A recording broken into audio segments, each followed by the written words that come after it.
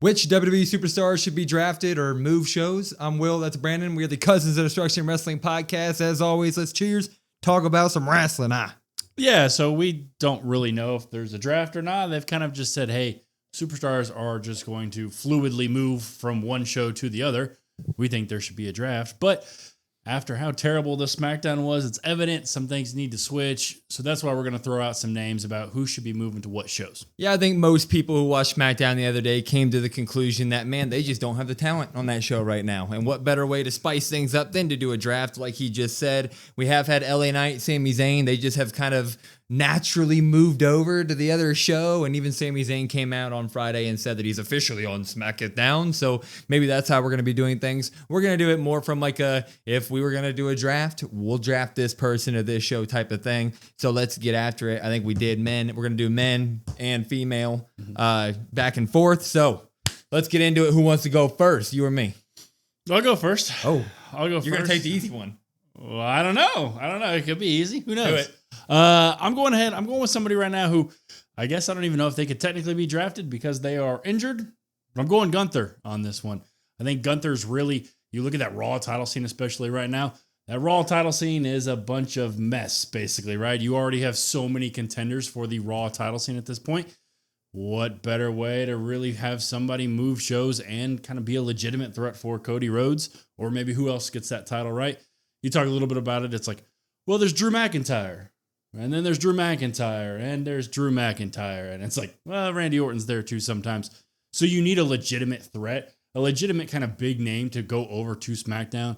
And with how obviously over babyface Cody Rhodes is, why not put one of the best heels in the business over on SmackDown? Yep, completely agree. Had him on my list as well. I have Gunther going to SmackDown, and I will kind of just repeat everything that you just said. It really feels that way right now, and we mentioned it on our SmackDown review. If you haven't checked that out yet, that like right now it feels like there's just Drew McIntyre. Like in the main title scene, it is Drew McIntyre, and like you could argue with us when it comes to the Sami Zayns of the world, the Damian Priests of the world, but we feel like they are definitely kind of on the mid-card level of things and not on Cody Rhodes' level, especially in like being a believable threat. Like if you throw one of them at Cody, it's going to be like, okay, but like no chance they win. Gunther, we've seen him be champion multiple times. Obviously, whenever he comes out, Michael Cole says for 80% of his time in WWE, he's been a world champion or a champion in general. So throwing him on SmackDown would definitely shake things up. And I agree with you. I think that it'd be a good person to have Cody Rhodes go up against in the future. Yeah, and I mean down the line too, especially if you want to give him like a U.S. title run, I always love it. Yeah. When people are like, look, you Americans are so terrible. Yeah. You can't even win this title. That's Gunther. I mean, that is perfect right I could literally do the same thing he did with the IC title to the US title. So, I mean, we're talking about him being in the Cody Rhodes scene. He could easily go be a part of that US title and make it change. I'm going to go with a big one. And this was when I said the easy pick, this is what I said. I said, man, I think it's time to move Jey Uso over to SmackDown, get main event Jey Uso on SmackDown, because then I think he would actually have a chance at being in the main event more often in SmackDown. I mean, we just went through a SmackDown where the Bloodline or MFT storyline is in full continuation still years later, and it's main eventing SmackDowns. It's still the primary storytelling device of SmackDown and generally. So why not throw main event Jey Uso back in there, especially while Roman Reigns is basically completely separated from it. And now Jey can kind of take up that tribal chief moniker. He can come establish his own leadership over the Bloodline down the line, maybe beat up on MFT for a little bit and kind of make sure that they're all gone. And then Jey Uso, full rounded story, he ends up being a tribal chief of Bloodline 32.0 on SmackDown. Yeah, I was going to put Jey on my list. I didn't because for me, it's like, well, we know that's probably never going to happen, but it makes the most sense if you look at it, right? Obviously the Netflix thing, they probably want him on Netflix, but in terms of like actually wrestling, balancing out the power, it makes perfect sense to have Jey Uso move. It also feels weird because it looks like we're setting up for like the new Bloodline squared versus MFT. You got Jacob and Jimmy and Sammy. But you don't have Jey, and it feels weird to not have Jey there. So in this weird kind of Bloodline vortex that we have that admittedly takes up too much programming, I would say sometimes, where you're like, God, it's the same thing. You really kind of need to inject it with, I mean, imagine that team. You got Big Jim, Jacob Fatu, Sami Zayn, and Jey Uso. That's mega baby faces right there. They're like the OG bloodline. You could literally bring back that moniker and be like, no, we're the OGs taking back over this thing. You guys have made a ruckus of it. And also, if you wanted to, it's been rumored for a long time that WWE wants the Usos to eventually go back together. So like, there it is. It's there, and you can use it as a crutch if things get bad. So I think it'd overall be a good thing. Yeah. What's your first woman draft pick? Ooh, my first woman one. I'm going to go with the big one. You went with the big one. I went with the big one, I guess. I'm going Iyo Sky on this one. I'm moving her over to SmackDown. It's more for just like hey, I need to see something new for Iyo. I mean, don't get me wrong. I love seeing her on Mondays. I love seeing her wrestle with everybody, with Rhea, with Rox. I mean, you can go up and down the list. Stephanie, I mean, she's had match after match after match after match, and it's been fantastic. But in a time when I'm kind of like just bored with the Tiffany Stratton championship reign, I feel like I need like a legitimate threat to kind of move over to SmackDown to really kind of legitimize that title scene and just kind of spice things up for Iyo, have her wrestle some new faces. I think her versus Tiffany would be fantastic. It would be great. So again, that's probably more of like a far-fetched one. But it's something to really spice up that title scene for Tiffany, because the Tiffany, Jade, Nia Vortex that we're doing, I understand it's probably to buy time until Bianca comes back, but I got to have something to kind of spice that up a little bit. Yeah, I wouldn't hate it. I mean, at this point, looking at this, like if you look at my list, a bunch of my list overall is like, how do we buff SmackDown? Mm-hmm. Like this might be a draft list to go to both shows, but really at low key, it's like, let's buff SmackDown. How do we do it without completely destroying Raw? Iyo Sky would be a big piece missing from Raw, but they've already set themselves up so well with other people that can definitely step into that role, hopefully down the line of like, even like someone like Roxanne Perez. No, I'm not comparing her to Iyo Sky right now, but you give her a few years, she could be there. So you give her more time to step up to the plate on Raw. Stephanie Vaquer is obviously in there. I mean, still don't know what exactly is going on with Naomi, right? So, I'd be down for it. And to piggyback off of that, you said for her to face Tiffany Stratton. I actually have Tiffany Stratton going to Raw because she needs to get the hell out of SmackDown and get somewhere nice. So I have Tiffany Stratton moving over to Raw. It would be our first champion to change up shows, which means that the other champion would probably have to kick their butts over to SmackDown. But I mean, we're at the point where SmackDown, they're throwing Nia Jax back at her. I mean, talk about have done everything that you possibly can on SmackDown, I guess, which sounds crazy because she really hasn't done that much. But like, they've already thrown all the ideas at her. She's already knocked them up or knocked them down and all that stuff. So get her to Raw, get her new faces around her, and let's see if we can bring out the Tiffany Stratton that we all know and love, and that got her the championship in the first place. Yeah, and I honestly had that idea kind of in the back of my head as well. But like, it's also one of those things, like you said, if you move one of these big names, you got to kind of correlate it with something else. Just as like a throwaway person, which sounds crazy to kind of say, for my like superstar going from SmackDown to Raw to kind of balance out the Iyo Sky, I went with like Nia Jax. I feel like Nia Jax, as long as you get, my thing with them is just like get her away from Tiffany. You can put her in with some new food. I don't really care, but just do something like that. Well, even with the Nia Jax thing, people are going to be like, seriously, that's going to even the scales of Iyo Sky? No, it's not going to even the scales. You're still going to lose Iyo Sky, but like, Nia is also in the same boat as Tiffany. We're like the only thing they have for Nia on SmackDown. I know she's doing great stuff on NXT, but like on main Raw SmackDown TV is just throwing her back at Tiffany. Right. So same thing for Nia Jax. So get her over to Raw and get her doing something different. We need a shakeup. Yeah, and that's kind of the big thing. Like I said, it is kind of like a buff SmackDown, but at the same time, like you can't have like people do have to go from SmackDown to Raw if you're going to do this. So I went with a champion here. And I went with a faction. I went with the Wyatt Sicks. I had the thought process. I understand they had the kind of looming, I guess, vision impending doom, or I don't know, spooky doom, I guess you could call it on SmackDown. That's what the SD stands for in SmackDown, actually. It's spooky doom. The spooky doom. I like that. So you have them just kind of hanging out. This whole, like, just looming over and staring at all the tag teams and like, yeah, we're going to do what's rightfully ours and we get the tag titles. That's not hitting for me. That's not really working for me. So I feel like you could have them move over to the Raw side that needs some tag team help desperately. And you can really kind of dive into the character side with them on Raw with some new feuds, with some new people. There's the potential for like a Judgment Day turning on each other, or, hey, the New Day, remember when they did that? You could have done something like that, right? So there's people and things in place that like you could have them go to Raw. It'd be pretty seamless. And I actually want the idea of like, the family, like turning your back on the family, I thought was a really good idea for the Wyatt Sicks. I really actually liked that. I was actually bought in at that point. So I got the Wyatt Sicks moving over to Raw.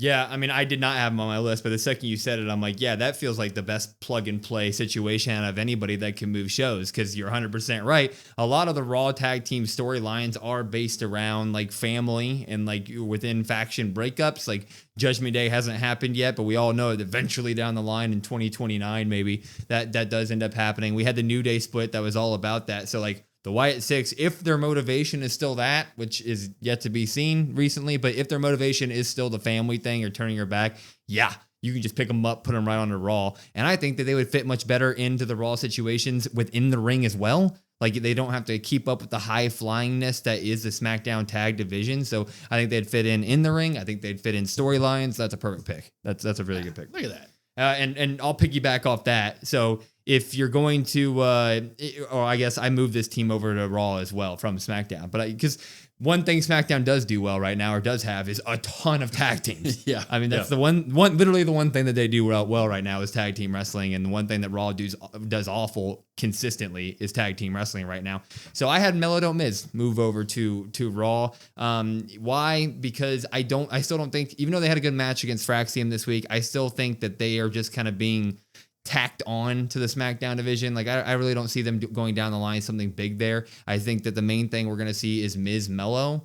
And I think that would fit better on the Raw side of things storyline wise than it would on SmackDown, because at SmackDown we're missing big time stuff. And I don't think the Miz eventually breaking up with Melo is going to be a big enough storyline to like catapult SmackDown more. So get it on to Raw and get the Miz back to Raw, get Melo back to Raw. And then if Melo wins that and should win that feud, then you can catapult him around Dom and you can catapult him directly into the Raw mid-card scene. So basically, I want Melo Don't Miz to move to Raw. So eventually Melo gets better opportunities. Yeah, I'll go ahead. I'll piggyback off this with, I guess, two separate points. So you mentioned just kind of great tag teams moving. So I have Rey Fenix and Andrade moving over. Okay. I also think that's it's the same thing. Yeah. You need a great tag team to kind of move over. And also I have Rey Fenix there because, I mean, Penta's over there. You can eventually kind of run something like that, right? Maybe they team up or maybe they verse each other. Who really knows, right? But you could maybe have Penta and Rey kind of team back up. That seems really super easy. But in terms of your Melo Don't Miz, I just have Carmelo Hayes. Yeah, I just have him moving over to Raw. As much as it kind of pains me to say, like, the Miz, it doesn't really move the needle shake-up wise for me. We love the Miz, but it's kind of just like, But you talked about that mid-card title scene, especially over on the Raw side. It's pretty non-existent on SmackDown, right? You just kind of like, okay, yeah, it's Bloodline Vortex stuff. There's no real challengers, right?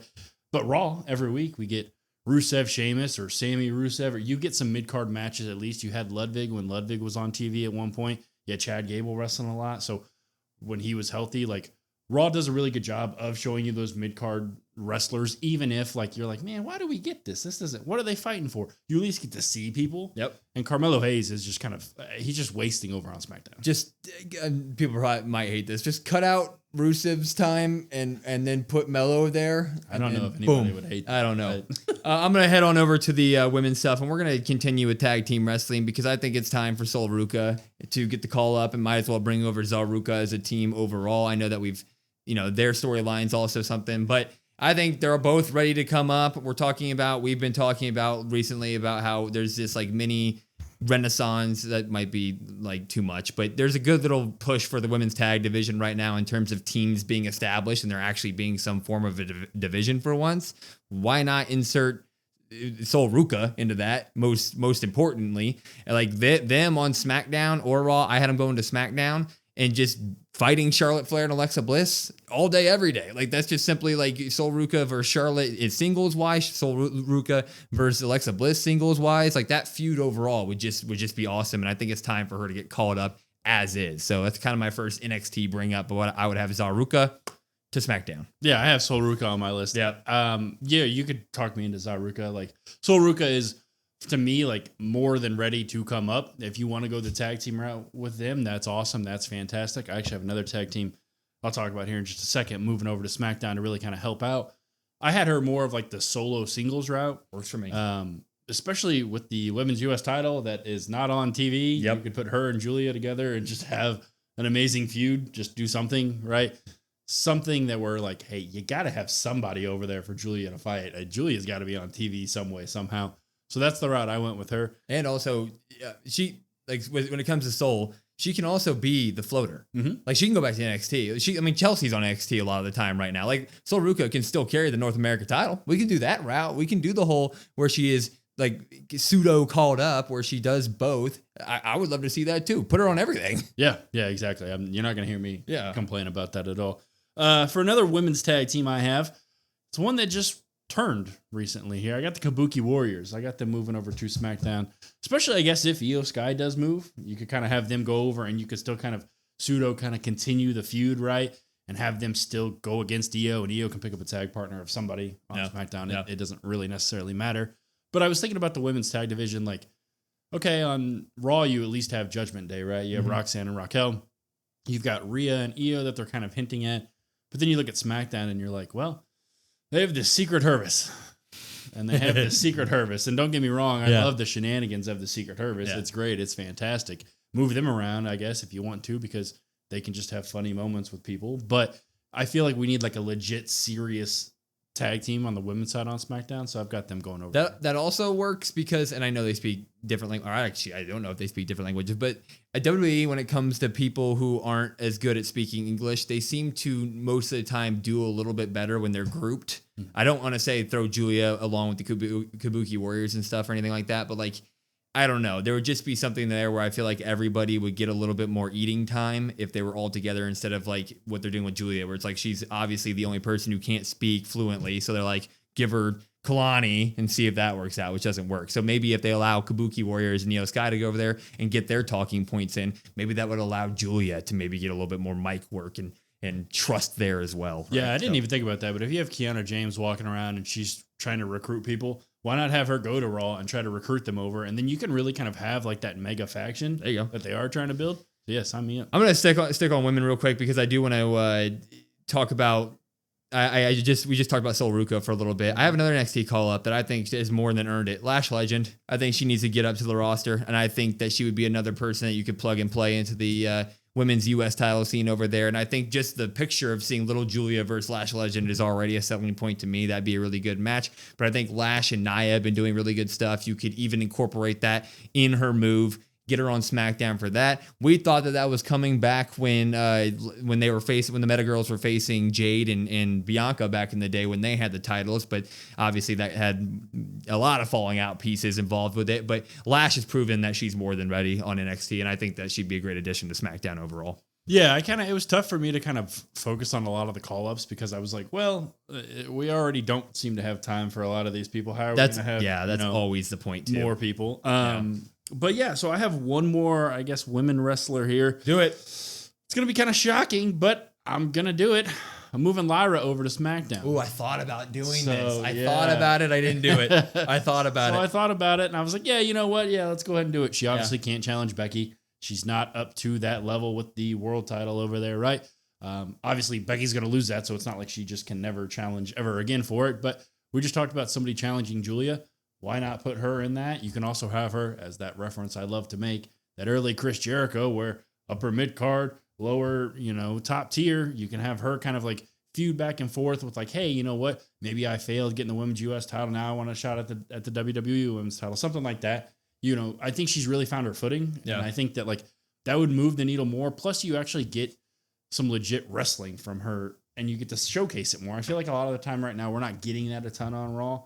And like, that's where her craft is to me. So like you could throw her on SmackDown, which for years has kind of been like the wrestling show, right? And have her just go out there and have like 5-star matches with everybody. Yeah, I thought about it. I didn't pull the trigger because I just love Lyra on Monday, and I know they're going to do her right. So sending her over to SmackDown, just was like, oh, please, I don't know. If they send her over to SmackDown, then she just falls back into obscurity. I'm going to be sad as can be because I think there's been phenomenal work. But you're right. I think they should use it as like a break glass in case of an emergency situation where like if they seriously can't find anything else to do with the U.S. title, freaking ship Lyra over there, give her the belt right away. You already have all this stock that you've built up with the Becky stuff. And if you want to freaking ship Bayley over there with her and just do the feud that they were going to do on Raw on SmackDown for the U.S. title, you get yourself some eyes on it. So I feel like it'd be way better than what we have right now. So, yeah. And last women one before we hop over to a couple more men that I have, I want to throw out there. This would be another kind of emergency scenario to just, in my opinion, save the final moments of a career. Bring over Natalya to SmackDown. but give her Natty character. Give her the Bloodsport character. Write her off for a few months. Have her return with this whole new look. Give her a bunch of those good old CGI video packages that you sometimes get on SmackDown specifically. And freaking let her have one last little run if she can do it that way. But if she's just going to be Natalya that we've been knowing for 10 years in WWE, don't do anything, right? So I'm just going to shout that out. What's crazy is I almost put her on my list for the same sentiment. And the same sentiment about like, hey, somebody's got to go wrestle again. I've said it. I feel like I'm on repeat. Yeah. I feel like I'm on an episode of SmackDown. We need somebody over there to wrestle for the U.S. Women's title. Why not? Have we just want Friday nights to be a little better, all right? That's all we want. Do you have any more men for you? Yeah. So I moved one faction over. So I guess in order to move one faction, you got to replace them with another faction. So I'm going to go ahead and do that. I'm moving one more faction from Raw this time though to SmackDown. Going American Made. Fair enough. Ivy Nile, Lady Liberty, Women's U.S. title, kind of writes itself. We also talk about the men's SmackDown tag team title scene, tag team scene, right? It's like these crazy matches, fast paced, boom, boom, boom, boom, boom. What if you had the Creeds in there? The Creeds are super athletic. They're fast. They're strong. They can have amazing matches with Street Profits or with Fraxium or Rey and Andrade, DIY. Like you can go down the whole list. And the Creeds can go right there. It's been a really long time since I've seen the Creeds wrestle, and I miss the Creeds wrestling. So I'm like, yeah, let's put them over there with all the tag teams. Oh, 100%. The 100%. Just the Creeds versus the Profits. I'm sold. Give me 16 of those matches. I mean, all these TLC matches that just keep getting better and better with the SmackDown tag division. Promise you the Creeds would add a ton to that as well. The only missing part of the last TLC match, or I'm not going to say missing part, but the only people that weren't up to par with the in-ring type of wrestling required for a TLC match was arguably the Wyatt Sicks. So in this situation of you moving Wyatt's over to Raw and moving the Creeds over to SmackDown, well, that fills that gap. So if you want to keep doing these ridiculous stipulation matches for tag team titles, and now you've taken out your one kind of weak link in stipulated matches and throw in the Creeds, I mean, Magic's going to be, we're going to be, people are going to be praying for that to be the main event of WrestleMania. Well, then they kind of fit in. It's going to sound like a slight or a backhanded compliment when I say this, but the Creeds aren't great on the mic, right? We don't really give them much effort. Yeah. We don't give them much of a chance, right? To even showcase things.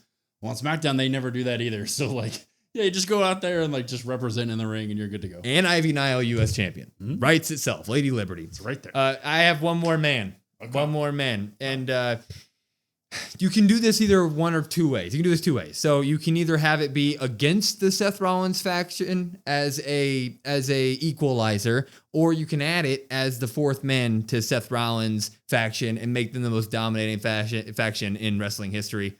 Oba Femi. I mean, that man is absolutely ready. I know I'm having a lot of NXT call-ups, but I think that NXT is ready. A lot of people were probably wanting me to say Ethan Page right there, but hear me out. I mean, with the way that they're booking Bronson Reed and Braun Breaker, if you want to build a faction to take them on, if CM Punk and them, they need one more to help, Oba Femi is going to be the equalizer there. And then if you really want to make the Vision feel like the most unstoppable, unbreakable force in the history of wrestling, you have Braun Breaker, Bronson Reed, and freaking Oba Femi guarding Seth Rollins, and it's going to feel like it's impossible to ever get to Seth. So I feel like Oba's ready, and he would be immediately hugely impactful on Raw. Yeah, I think you get, like you said, one of two ways. I think you have some people that would be like, man, that would be awesome if he joined Seth.